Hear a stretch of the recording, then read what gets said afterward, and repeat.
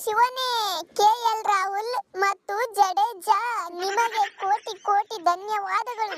ಯಾಕಪ್ಪ ಅಂದ್ರ ಅವನು ಒಯ್ದು ಎಲ್ಲ ಮ್ಯಾಚ್ ಹೊಯ್ಕೊತ ಹೊಂಟಿತ್ತು. ಅದ್ರಾಗ ನೀವಿಬ್ರು ನಿಂತು ತಿಂಡಿಲ್ಲ ರನ್ ಹೊಡೆದ ಅವನು ಒಯ್ದು ಸ್ವಲ್ಪ ಖುಷಿ ತಂದು ಕೊಟ್ರಿ ನಮಗ. ಇರ್ಲಿ, ಶಬಾಷ್ ನಮ್ಮ ಕಡೆಯಿಂದ. ಹಂಗೂ ವೀಕ್ಷಕರೇ, ನೀವು ಒಂದು ಲೈಕ್ ಹೊಡೀರಿ ವಿಡಿಯೋಕ್ಕೂ. ಇವ್ರ ಸಂಬಂಧ ನಮಗಲ್ಲ.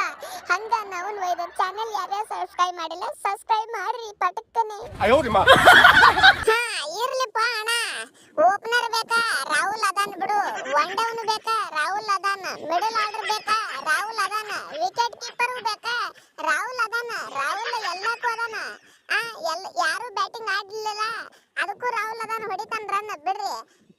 ಆದ್ರ ವರ್ಲ್ಡ್ ಕಪ್ಪಿಗೆ ರಾಹುಲ್ ಬೇಡ. ಹೆಂಗೋ ಅಣ್ಣ?